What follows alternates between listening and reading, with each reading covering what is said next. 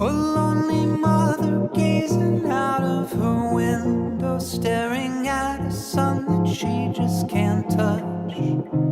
If at any time he's in a jam, she'll be by his side, but he doesn't realize he hurts her so much. But all the praying just ain't helping at all, 'cause he can't seem to keep himself out of trouble.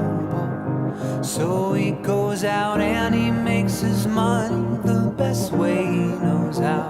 Another body lying cold in the gutter. Listen to me. Don't go chasing waterfalls. Please stick to the rivers and the lakes that you're used to. I know that you're gonna have it your way or nothing at all, but I think you're moving too fast. Little Precious has a natural obsession for temptation, but he just can't see. She gives him love and that his body can't handle, but all he can say is, baby, it's good to me.